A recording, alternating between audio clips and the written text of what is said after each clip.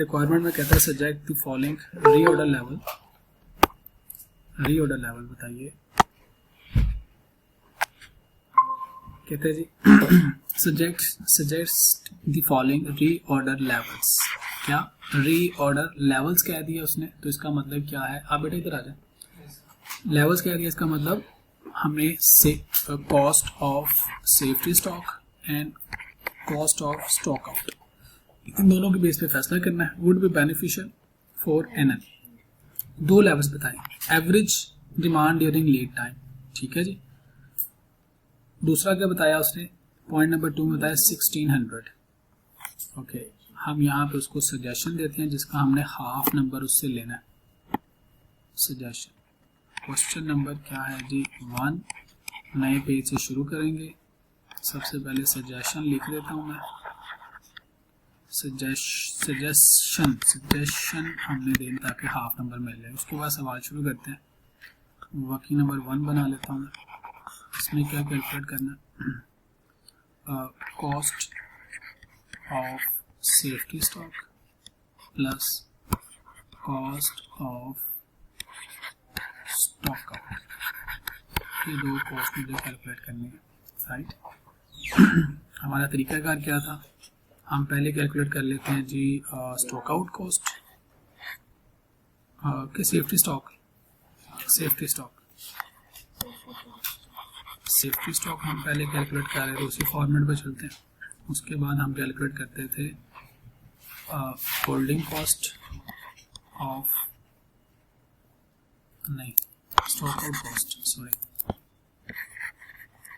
Stock out cost. ये दो हमने कॉस्ट कैलकुलेट करनी है। एग्जामिनर ने हमें दो लेवल्स बता दिए। एक बताया उसने एवरेज डिमांड। ओके, पहला यहाँ पे लिख देता हूँ मैं पॉइंट नंबर 1, एवरेज डिमांड।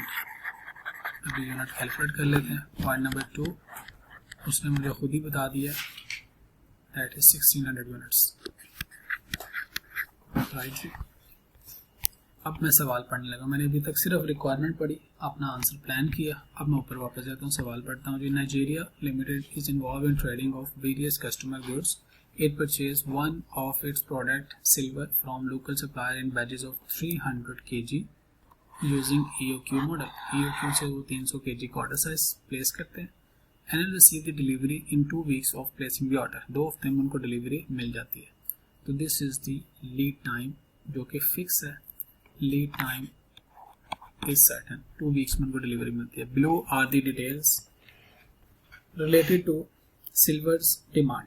ये सिल्वर की डिमांड है, उसको 1000 यूनिट चाहिए होते हैं, 1500, 2000, और उसके साथ उसकी बता दी प्रोबेबिलिटी। इस प्रोबेबिलिटी टेबल से हमारा क्या निकलता होता है? एवरेज इन्वेंट्री निकल आती है, एवरेज डिमांड निकल आती है। इसको जाके वर्किंग नंबर 2 में बनाते हैं क्योंकि हमें इसके मार्क्स चाहिए। वर्किंग नंबर 2 क्या लिखेंगे? Average demand during lead time. किसकी डिमांड है? सिल्वर की। तो ये मेरा क्वेश्चन स्पेसिफिक होगा। कैसे कैलकुलेट करते हैं? इज इक्वल टू, चले बताती रहिए मुझे काइंडली ताकि मेरा टाइम सेव हो जाए। 1000 इंटू 35%, 1 by 1 प्लस जी 45% जी इंटू 20%, राइट। तो क्या आता है जी जवाब? 1425 यूनिट्स। This is average 1425। यहाँ पे भी लिख लेता हूँ 1425। वर्किंग नंबर 2 में मैंने इसकी कैलकुलेशन की। इसके जो नंबर्स बनते हैं वो मुझे यहाँ पे मिल जाएंगे, राइट जी।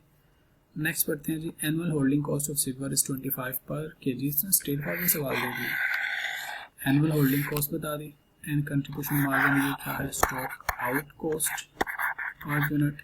ये क्या है? Holding cost per unit per annum. Operate 48 weeks each year. यहाँ से एनुअल डिमांड निकल आएगी। तो हम नेक्स्ट वर्किंग बनाते हैं। वर्किंग नंबर 3, एनुअल डिमांड कैसे निकालेंगे?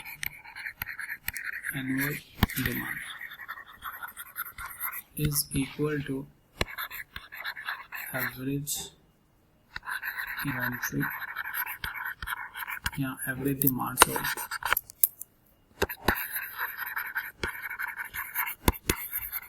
During lead time multiply bye.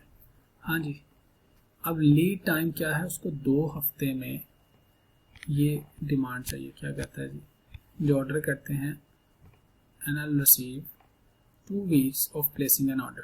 ठीक है जी, 48 आवर्स ये ऑपरेट करते हैं।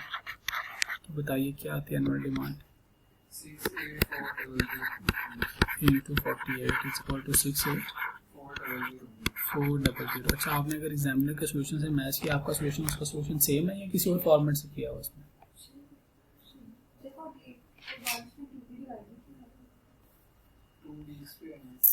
एक मिनट कहते हैं ना रिसीव द डिलीवरी। हाँ जी ठीक है, 2 हफ्ते का इकट्ठा मंगवाते हैं।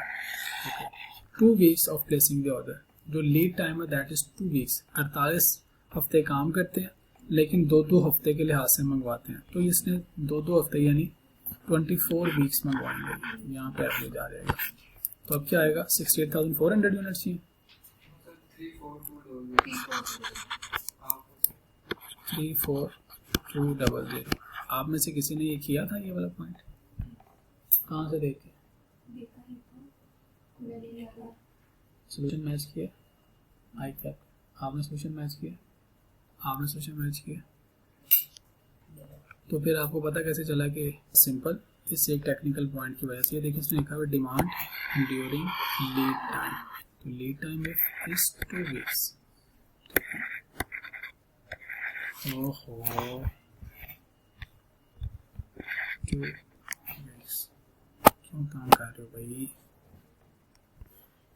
Lead time is 2 weeks. ये बात समझ आई बेटा?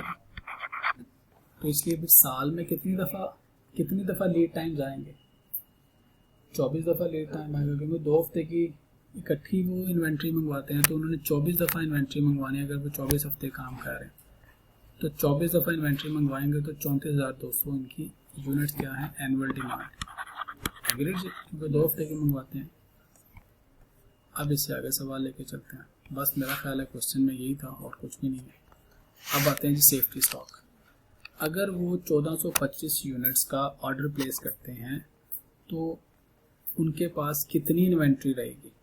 1425 यूनिट का ऑर्डर प्लेस करता है तो कितनी उनके पास इन्वेंट्री रहेगी? स्टॉक आउट है पहली, कौन सी है? Safety stock. कितना सेफ्टी स्टॉक रखना पड़ेगा हमको? उसका फार्मूला लिखवाइएगा मुझे। हमने क्या फार्मूला लिखा था जी? Reorder level minus average inventory, average usage in lead time multiply by holding cost per unit per annum. Right, हमारा री ऑर्डर लेवल हमने रखा 1425, एवरेज डिमांड कितनी है? 1425। इसका मतलब क्या हुआ? होल्डिंग कॉस्ट कितनी है? That is 25। इसका मतलब क्या हुआ? हमारी कोई कॉस्ट नहीं आ रही। जो हमारा री ऑर्डर लेवल है वो एवरेज डिमांड के बराबर है, तो हमें कोई सेफ्टी स्टॉक रखने की जरूरत नहीं महसूस होती। अब री ऑर्डर लेवल अगर मैंने 1600 का रखा है, मैं 1600 यूनिट्स मंगवाता हूँ, एवरेज मेरे पास डिमांड आती है 2425 यूनिट्स की, तो मुझे सेफ्टी स्टॉक कितना कैरी करना होगा? मुझे 175 यूनिट्स का सेफ्टी स्टॉक कैरी करना होगा। और उसकी कॉस्ट क्या आएगी पूरे साल की? 4375। स्टॉक आउट कॉस्ट, इसका फार्मूला में क्या पढ़ा था जी? Stock out units multiply by उसकी प्रोबेबिलिटी स्लैब की multiply by stock out cost multiply by number of orders. ठीक है जी। स्टॉक आउट यूनिट्स, अगर हम 1425 का ऑर्डर प्लेस करते हैं, 1425 से अब ऊपर जाते हैं, 1425 से ऊपर क्या है? 1500। मेरा और कीजिएगा बेटा, 1500। अगर 1500 लोग मेरे पास आ जाएं, 1500 डिमांड आ जाए मेरे पास, लेकिन मेरे पास एवरेज इन्वेंट्री कितनी है 1425 रुपये, तो मैं कितने यूनिट से स्टॉक आउट होऊंगा? तो 1500 minus 1425, these are my stock out units. लेकिन ऐसा होने की प्रोबेबिलिटी कितनी है? 1500 यूनिट्स आने की 45% प्रोबेबिलिटी है, इनटू 45%। लेकिन बात अभी बाकी है मेरे दोस्त, प्लस अब अगर इससे ऊपर जाएं 1500 से ऊपर, अगर मेरे पास 2000 यूनिट्स की डिमांड आ जाए, एवरेज स्टॉक कितना पड़ा हुआ है 1425, तो 2000 यूनिट्स की डिमांड आ रही तो मैं तो हो जाऊंगा स्टॉक आउट। मेरे पास यूनिट्स पड़े होंगे 1425 के लिहाज से, और इसकी ऐसा होने की प्रोबेबिलिटी कितनी है? 20% इज द प्रोबेबिलिटी। और स्टॉक आउट कॉस्ट एक यूनिट की कितनी है? Number of orders, annual demand is 34200, 34200, और मेरा ऑर्डर साइज क्या है? ऊपर EOQ बताया हुआ है ऑर्डर। तो बताइए मेरी स्टॉक आउट की कॉस्ट क्या आएगी?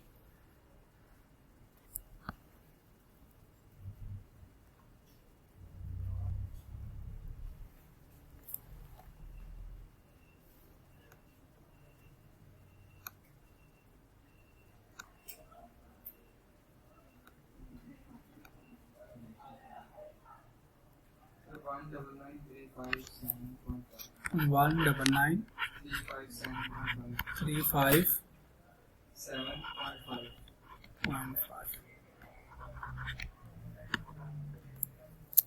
1,99,350, तकरीबन 2 लाख रुपए मेरी कॉस्ट आएगी, राइट। लेकिन दूसरी केस में अगर मैंने 1600 यूनिट्स अपने पास रखे एवरेज, तो 1600 से ऊपर जाए मैक्सिमम कितना ऑर्डर आ सकता है? 2000 का। तो मैं कितने यूनिट से स्टॉक आउट हो सकता हूँ? 2000 यूनिट का अगर ऑर्डर आ जाए, मैं तो अपने पास 1600 का एवरेज स्टॉक मेंटेन कर रहा हूँ, ऐसा होने की प्रोबेबिलिटी है 20%, राइट। और एक दफ़ा स्टॉक आउट होने की कॉस्ट है 10 रुपये, और साल में कितनी दफ़ा स्टॉक आउट होने का खर्चा है? 34,200। मेरी एनुअल डिमांड 3000 का मैं ऑर्डर साइज प्लेस करता हूँ, तो बताइए क्या कॉस्ट आएगी?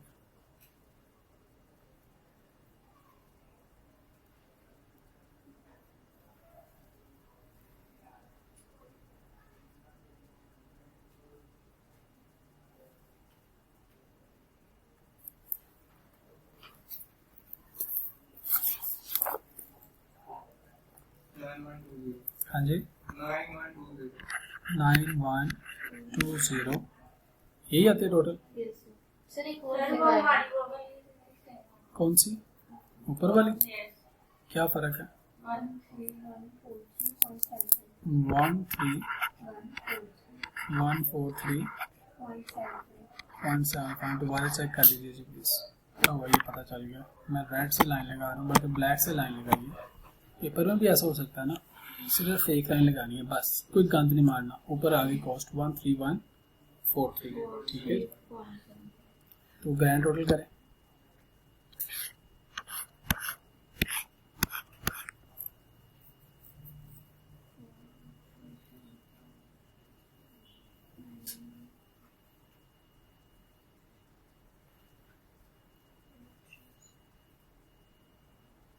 सर वो 9120 का आएगा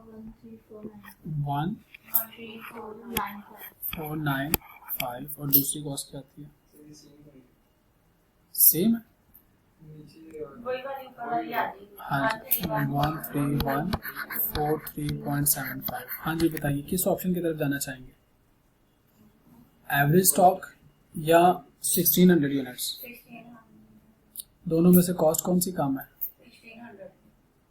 1,13,140, उसका 13,495। तो average stock is lesser,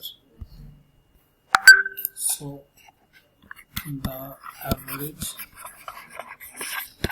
cost is lesser या is beneficial. Average stock या demand level is beneficial. ठीक है जी, हाँ जी, वो तो अलग अलग है ना, बात तो एक ही है ना बेटा, बात तो एक ही है. 1500 minus 1425 into 0.45. आंसर इज, यहाँ पे क्या गलती है, 1500 माइनस 1425. हाँ ये मिस्टेक है ना. अच्छा ओके, मल्टीप्लाई बाय, इसको 10 से नहीं, 10 से नहीं मल्टीप्लाई कर रहा मैं. क्या आंसर क्या आया था मेरा भी याद रखिएगा. 2000 माइनस 1425 मल्टीप्लाई बाय 0.2 प्लस, आप बताइए क्या आया था मेरे पास, 0.75. ये मेरे पास आ गए यूनिट्स. कौन से यूनिट्स हैं ये, जो कि स्टॉक आउट होने का खर्चा है. अब मल्टीप्लाई बाय 10 करूँगा तो ये इनकी कॉस्ट आ गई, एक दफ़ा स्टॉक आउट होने की कॉस्ट आ गई, राइट, 1487. लेकिन साल में कितनी दफ़ा स्टॉक आउट होना है, 34,200 डिवाइडिंग बाय 3000 करें, 12 नहीं आता. 34,200 डिवाइडिंग बाय 3000, हाँ यहाँ पे फ़र्क है ना, 11.4. उसने ऑर्डर साइज दिया हुआ 12 इंटू 11.4 आता है. तो इसको 12 ऑर्डर्स लेने हैं, राउंड ऑफ किया हुआ है 17,850. ठीक है, कोई इशू नहीं है, सही है सवाल. उसने नंबर ऑफ ऑर्डर्स को राउंड ऑफ किया हुआ है कि आपको अगर थोड़ा सा भी सामान ज़्यादा चाहिए तो आपको 12 ऑर्डर्स करने पड़ेंगे. हमने एग्जैक्ट अमाउंट ली हुई है तो 13,143 बिल्कुल ठीक है, नो प्रॉब्लम एट ऑल. तो इसकी इस इंफॉर्मेशन की बेस पे वी हैव अ डिसीजन कि हम एवरेज स्टॉक, हमारी कॉस्ट कम है तो हम एवरेज स्टॉक से मंगवाएंगे. लेकिन अगर आप ऑर्डर 12 करेंगे तो दोनों में 12 हो जाएंगे, तो फिर आंसर चेंज हो जाएगा. तो आप उसको छोड़ें, हम एग्जैक्ट आंसर करेंगे. ये आंसर है, दैट्स इट. एक नंबर कटेगा अगर मेरा उसको सोल्यूशन में अकल वाला होगा तो नहीं काटेगा, ओके, क्योंकि उसने ऊपर फार्मूला देख लिया. तो आई कैब में मैं आपको एक और बात बता दूं बेटा, alternative solutions are acceptable. Alternative solutions are acceptable. जो उसका मास्टर सॉल्यूशन होता है ज़रूरी नहीं है उसी से पेपर चेक हो. सारे जो एग्जामिनर्स हैं वो 2-2, 3-3 पेपर चेक करते हैं. उनमें जो कॉमन मिस्टेक्स होते हैं, जो एडिशनल पॉइंट होते हैं, उसको शामिल करके एक नया सॉल्यूशन बनता है कि अब इस सॉल्यूशन के मुताबिक हमने पेपर चेक करना. तो ऑल्टरनेटिव सॉल्यूशंस आर एक्सेप्टेबल. बहरहाल हमारा सॉल्यूशन ठीक है, नो प्रॉब्लम. राउंड ऑफ किया हुआ 12 पे, उसकी वजह से डिफरेंस आया. जी बेटा, दूसरा सवाल कौन सा आपको दिया था होमवर्क में, दैट वाज जमा लेना. Okay, let's discuss the replica कि जमाल ले जी, जमाल लिमिटेड को डिस्कस करते हैं. Control x.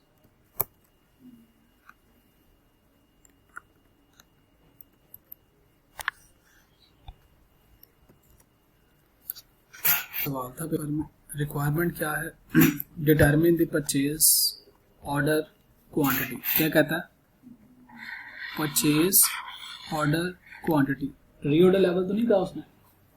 Purchase order quantity का मतलब क्या है, ऑर्डर साइज पूछ रहा है. EOQ भी हो सकता है, कुछ और भी हो सकता है. आई डोंट नो अगर डिस्काउंट हो रहा है, कुछ और भी हो सकता है. आगे देखते हैं. कहते हैं Jamal limited purchased raw material T3. ठीक है, T3 रॉ मटेरियल को खरीदते हैं for its product DBO on a quarterly basis. किसकी बेस पे, क्वार्टरली बेस पे, यानी साल में 4 दफा ऑर्डर प्लेस करते हैं. As per requirement of the production, the management is considered to revise the existing policy to place the order for T3. Following information is available in this regard.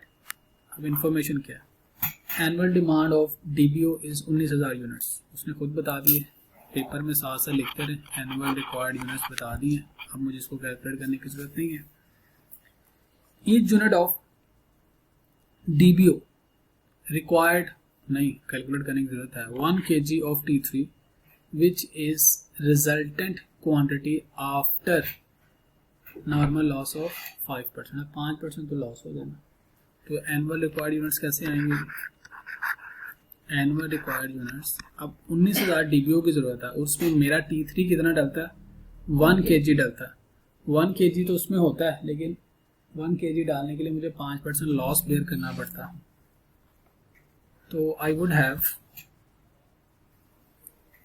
19,000 units हैं, 19,000 उसके units है DBO product के, और उसमें 19,000 ही मेरा kg डलना चाहिए, लेकिन 5% लॉस होना है। तो मुझे 19,000 नहीं मंगवाना, ज़्यादा मंगवाना है, तो डिवाइडिंग बाय 0.95 तो इज इक्वल टू मुझे 20,000 मंगवाऊंगा, 20,000 kg मंगवाऊंगा, उसमें से 5% लॉस हो जाएगा, यानी 1,000 लॉस, तो 19,000 मेरा प्रोडक्ट के अंदर आ जाएगा। ये बात समझ आएगी? जब भी नॉर्मल लॉस होगा हमें ग्रॉस अप करना है, यानी ज़्यादा मटेरियल मंगवाना है। 5% लॉस हुआ तो मैंने 0.95 से डिवाइड किया, 20% लॉस होता तो डिवाइडिंग बाय 0.80, अगर 30% लॉस होता तो डिवाइडिंग बाय 0.70। अभी हमें ये समझ आ गया। इसकी बहुत ज़्यादा डिटेल हम प्रोसेस कॉस्टिंग में जाकर देखेंगे, तो ये कैलकुलेशन नहीं चला पेपर तक, it will not challenge you. कहता है minimum order set by the supplier for T3 is 3500 kg। कहता है 3500 से कम, तो वो कहता है मैंने देना ही नहीं है ना, कहता है इससे कम नहीं मैं दे सकता, sorry. However, the supplier offers falling price at different order quantity। कहता है ये 3 तरह की ऑर्डर क्वांटिटी है, 3500, 4000, 5000, ये 3 तरह की ऑर्डर क्वांटिटी है। इसमें खरीदोगे तो 305 रेट है, 299 और 296। तो बल्क ऑर्डर डिस्काउंट नहीं आ गया, बल्क डिस्काउंट। अब बताइए हम किस क्वांटिटी को खरीदें? एग्जिस्टिंग उनकी पॉलिसी क्या है? कहता है एग्जिस्टिंग पॉलिसी क्या थी, कब खरीदते हैं जी वो? The requirement is considered to revise. Existing policy थी कि T3 for its product BDO on the quarterly basis पे, यानी साल में 4 दफा खरीदते थे, ठीक है। तो 20,000 डिवाइडिंग में 4 का मतलब 5-5 हज़ार की क्वांटिटी से खरीदते थे, ऐसे ही है। 20,000 चाहिए ना, तो डिवाइडिंग बाय 4 क्वार्टर होते हैं, 4 दफा खरीदते हैं, तो उनकी एग्जिस्टिंग पॉलिसी तो 5,000 एक दफा खरीद लेते होंगे। आगे देखिए, कहता है JL maintain T3 safety stock of 300 kg, 320 kg। अब ये उसका सेफ्टी स्टॉक भी आ गया, तो सेफ्टी स्टॉक आए तो उसकी वजह से हमारी होल्डिंग कॉस्ट बढ़ जाती है। क्या हमें EOQ कैलकुलेट करने की जरूरत है? उसने कहा ही नहीं हुआ EOQ कैलकुलेट करने के लिए। कहता है the cost of placing each order is 4200, out of which 1780 pertain to salaries of the staff of purchase department. कहता है इसमें से 1750 जो परचेजिंग डिपार्टमेंट की सैलरीज हैं, हम एक दफ़ा 4200 रुपया हमारी कॉस्ट आती है, जिसमें 1780 क्या है?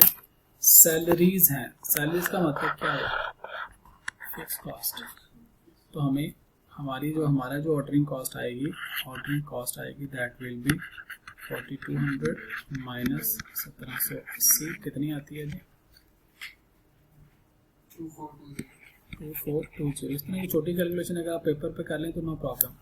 Holding cost per kg of an average stock is 260, which includes rent of 180 for the floor space occupied by each kg। कहता है 180 रुपये तो फ्लोर स्पेस ऑक्यूपाइड है बाय ईच kg। कहता है आगे कहता है variation in the stock held has no affect the remaining holding cost. कहता है जी वेरिएशन अगर आपकी हो जाए तो variation in the stock held has no affect on the remaining holding cost. बाकी जो होल्डिंग कॉस्ट है उस पर फर्क नहीं आएगा, सिर्फ फर्क इस पे आएगा 180 for the floor space occupied by each KG. जितने केजी होगी उतनी फ्लोर स्पेस लेंगे और उसका खर्चा आएगा। बाकी जो खर्चा है 40 रुपये पर केजी, वो कहता है दैट इज नो इफेक्ट, उसका कोई इफेक्ट नहीं होगा। तो होल्डिंग कॉस्ट क्या हो जाएगी फिर मेरी? पर यूनिट पर एनम इज 180। बाकी चूंकि चेंज ही नहीं होनी तो इसलिए दैट इज फिक्स। तो फिक्स है तो वो मेरे डिसीजन मेकिंग में मेरे काम की नहीं है। ये पॉइंट समझ आ गया सब? अब जी हमारे पास 3 तरह का ऑर्डर साइज है, हमने इसको बताना है कि इसमें से कौन सा इकोनॉमिकल है। अब बताएं आपको इस सवाल में क्या चैलेंज आया? कर लिए ये सवाल किया बच्चों?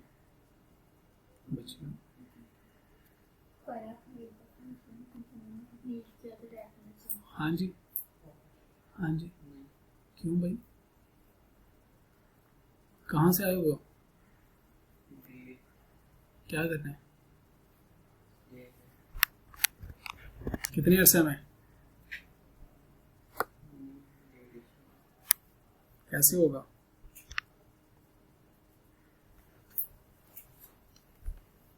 कैसे होगा,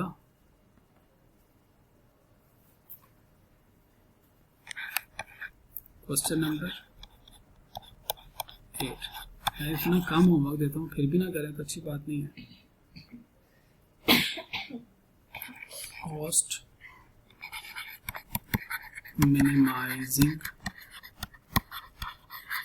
ऑर्डर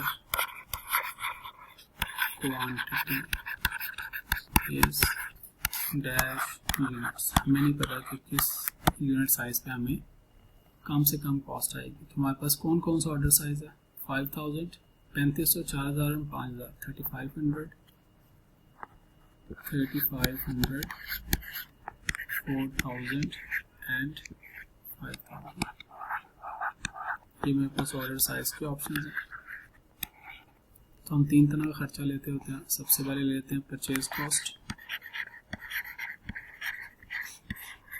कैसे लेते हैं ये purchase cost, annual required units, साल में कितने यूनिट्स रिक्वायर्ड है हमें, 20,000, ठीक है 20,000। इसको वर्किंग का रेफरेंस दे दें, मैं फिलहाल to wind it up earlier मैं इसको डायरेक्ट लिख रहा हूँ।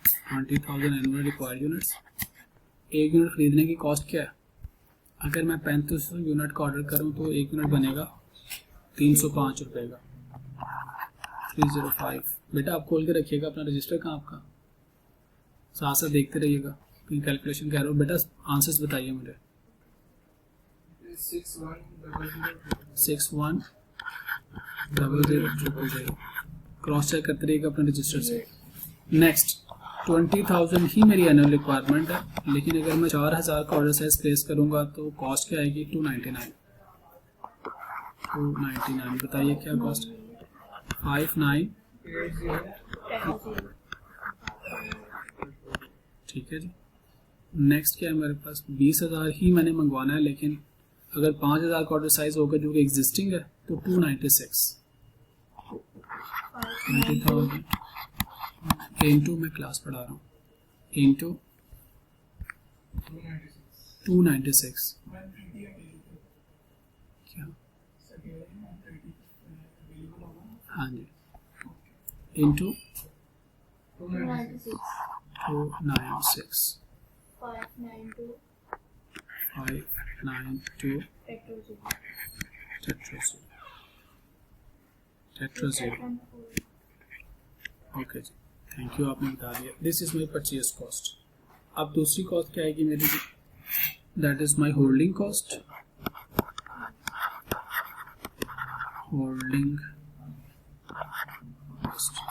होल्डिंग कॉस्ट का फार्मूला याद कराइएगा जी। एवरेज इन्वेंट्री में क्या होता है, safety stock plus order size dividing by 2 multiply by per unit per annum. Safety stock कितना आया हुआ इन्होंने जी, इट्स 320। हम कितना ऑर्डर साइज लेके आ रहे हैं, 3500। सबसे पहले 3500 डिवाइडिंग बाय 2। एक यूनिट को होल्ड करने की कॉस्ट हमने ऊपर कैलकुलेट की विच इज 180। नहीं जी 180, बताइए क्या कॉस्ट है, 72600। 320 हमारा सेफ्टी स्टॉक है, प्लस अगर ऑर्डर साइज हम 4000 का प्लेस करते हैं तो हमारी एवरेज इन्वेंट्री बढ़ जाएगी। एवरेज इन्वेंट्री ज़्यादा होगी तो हमारी होल्डिंग कॉस्ट ज़्यादा हो जाएगी। बताइए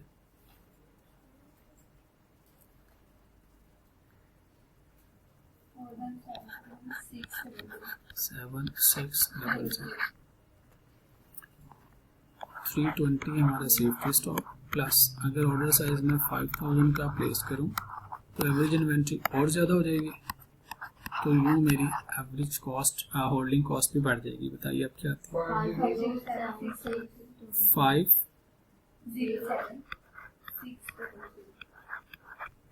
देखिए जितना मेरा ऑर्डर साइज कम है उतनी मेरी होल्डिंग कॉस्ट कम है, लेकिन जितना ऑर्डर साइज कम ज़्यादा है उतनी मेरी परचेज कॉस्ट कम है, right.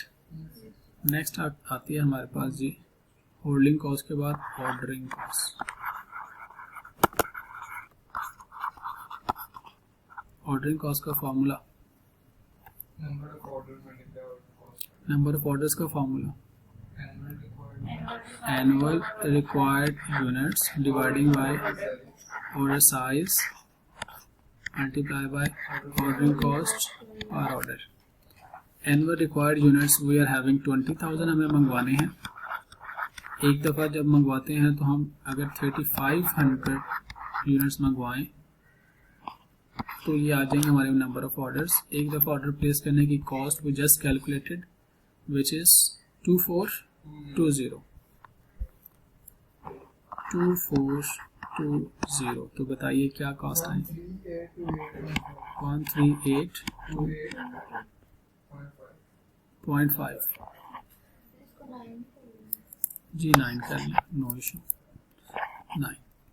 Next 20,000 annual required units हैं, लेकिन मुझे अगर ऑर्डर साइज 4,000 का प्लेस करना है तो मेरे नंबर ऑफ ऑर्डर्स कम हो जाएंगे। एक दफ़ा ऑर्डर प्लेस करने की कॉस्ट इज 2420। तो what is the cost? 12100। What is next? 20,000 dividing by, अब मैं अगर 5,000 का ऑर्डर साइज प्लेस करता हूँ तो एग्जिस्टिंग पॉलिसी आ जाएगी into 2420। What will be the? तो ये आ गई मेरे पास जी टोटल कॉस्ट। तो इनको अब ऐड कर लीजिए तीनों ऑप्शंस में। Let's have total cost.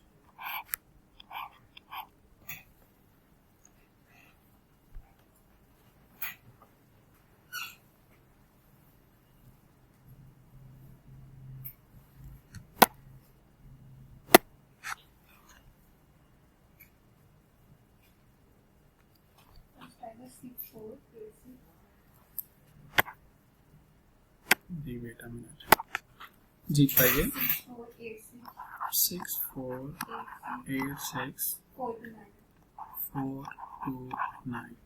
दूसरी कॉस्ट बताइएगा। 64000 जी। नेक्स्ट बताइएगा।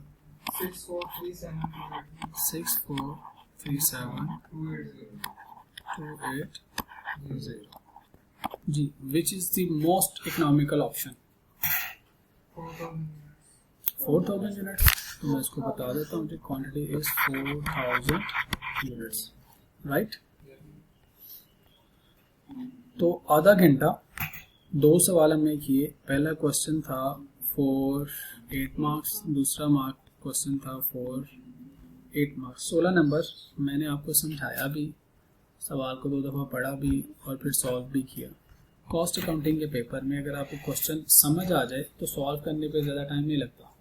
क्वेश्चन की अंडरस्टैंडिंग, रिक्वायरमेंट की अंडरस्टैंडिंग, ये 2 आर्ट्स हैं जो हमें अपने अंदर डेवलप करना है। थर्ड क्वेश्चन वाज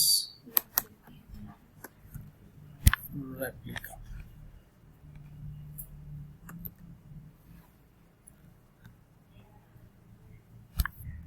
2013 में आया जी, 10 नंबर का सवाल है। कहता है calculate the EOQ and reorder level of component P। 2 requirements आ गई। रीऑर्डर लेवल भी बताना आपने। Okay, what would be your advice to the company if the supplier offer a 2% price discount on purchase in lots of 3,000 component. इसका मतलब है EOQ 3,000 से कम ही आएगा, तभी तो 3,000 कंपोनेंट्स का उसने बल्क ऑर्डर डिस्काउंट ऑफर किया। तो हमारे पास 2 रिक्वायरमेंट्स है, एक तो EOQ और रीऑर्डर लेवल। रीऑर्डर लेवल के हमने 2 फॉर्मूलाज पढ़े थे, in certain circumstances and uncertain circumstances. जब क्वेश्चन साइलेंट हो तो अनसर्टेन सर्कमस्टांसेस। ओके, सवाल देखते हैं। The replica limited produces and market a single product the product required specialized component P which RL procure from a supplier using EOQ. EOQ का model use करते हैं और वो मंगवा लेते हैं. इसका मतलब हमारे पास दो साइज आके एक EOQ आएगा और एक 3000 आएगा. कहता following information is available from the RL's record for component P. कहता price of component P is 150. Cost of placing an order 50.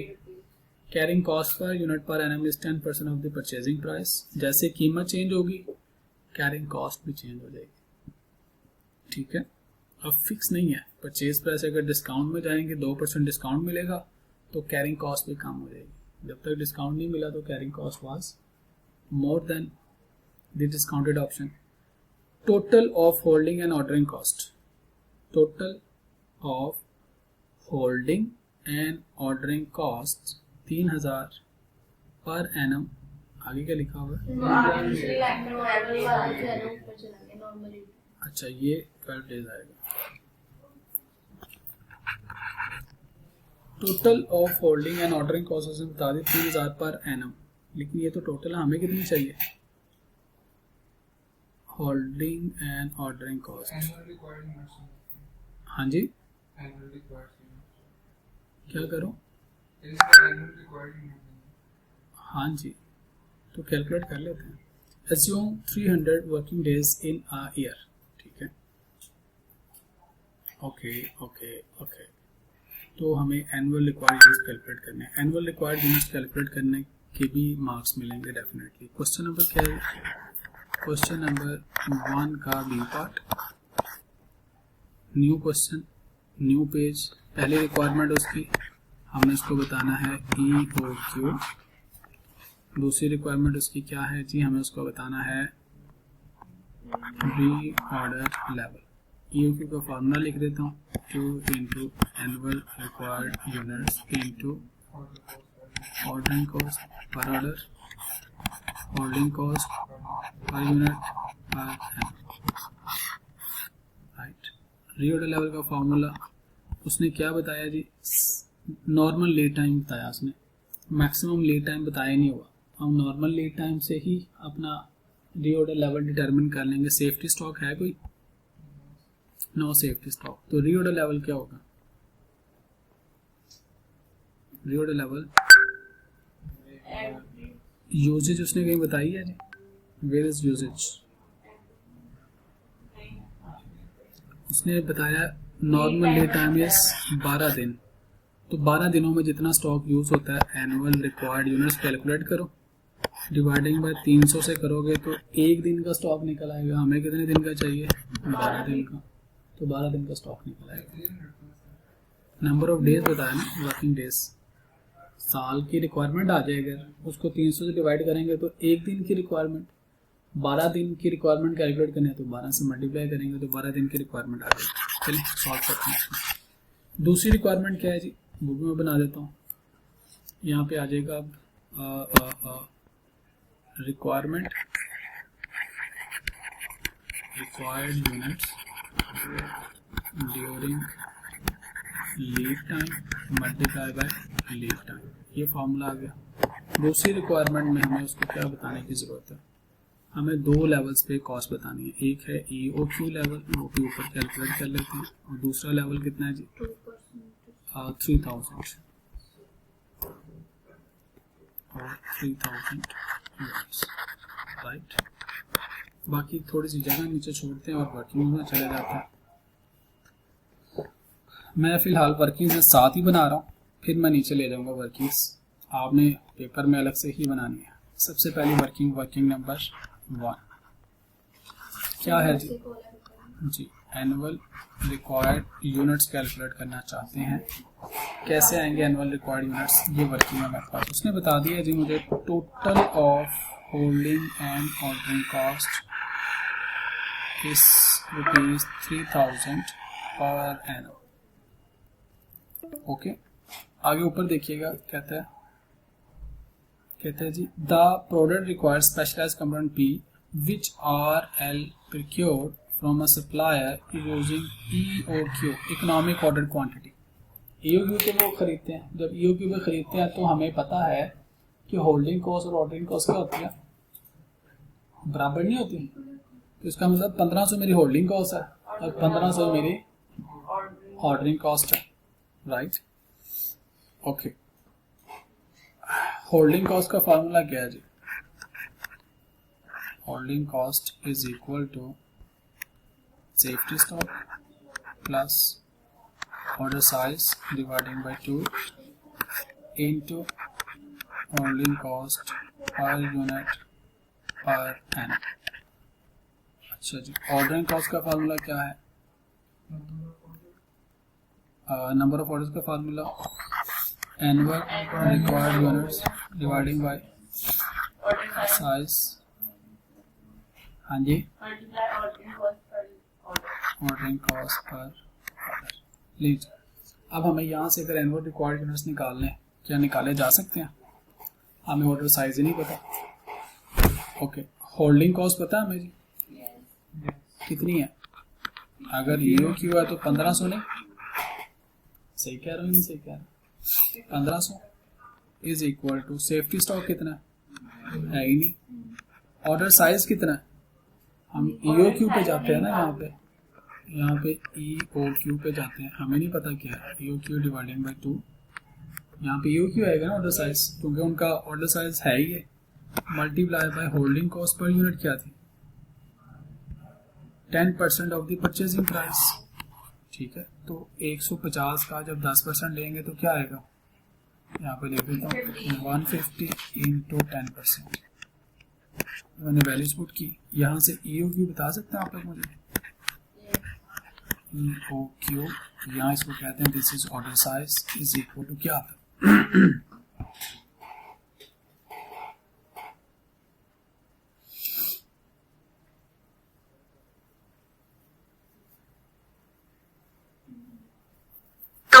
Sir. तो EOQ आ गया 200 का ऑर्डर साइज प्लेस करते थे 200 सर। यहाँ तक ठीक है। अब ये 200 का जो ऑर्डर साइज है EOQ, ये कितने अरसे में यूज होता था जी? What is daily requirement? नहीं पता। ये जो EOQ है कितने दिन के लिए था? लीड टाइम इनका था 12 दिन, तो ये 12 दिन में यूज होता था, तो यहाँ से डेली रिक्वायरमेंट आ सकती है। ये आ गई working number 1, working number 2, working number 2, working number 3। Daily requirement क्या आएगी? Daily requirement is equal to EOQ dividing by, ये EOQ कितने दिनों में यूज होता था? उसने 12 बताया था, डिवाइडिंग बाय 12, तो 300 200 डिवाइडिंग बाय 12 क्या आएगा? 16.7 यूनिट्स। तो इसको हम 17 कर सकते हैं, 17 यूनिट्स डेली की रिक्वायरमेंट है। अगर मैं इसको करूं 17 यूनिट्स राउंडेड कर लें, थोड़ा सा आंसर में फर्क आएगा, राउंडेड, राइट। ये डेली की रिक्वायरमेंट निकल आई। एनुअल रिक्वायर्ड यूनिट्स कैसे निकलेंगे? Annual required units is equal to, अगर 13 दिन की है रिक्वायरमेंट तो मल्टीप्लाई बाय 300 दिन की रिक्वायरमेंट क्या आएगी? ये तो एक दिन की निकल आई ना, पर डे। साल के कितने दिन है? 300 दिन काम कर रहे हैं। EOQ 12 दिन में यूज होता है, तो मैंने वहां से एक दिन की रिक्वायरमेंट निकाली। साल के कितने दिन है? 300 से मल्टीप्लाई करूंगा तो साल की रिक्वायरमेंट आ जाएगी 39। आपने क्या लिया था? क्या जूम का सवाल किया था? अच्छा, ये नहीं किया। 3900। यहाँ तक कोई सवाल है तो पूछें जी। सवाल देखें। क्यों करेंगे 17 से नहीं करेंगे? 17 से क्यों करेंगे बेटा? क्यों करेंगे 17? हाँ, 17 मल्टीप्लाई बाय 300, माय अपॉलजीज, बताइए। 5100। अगर राउंड ऑफ करना है 16.7 से करें, देखिए क्या आता है।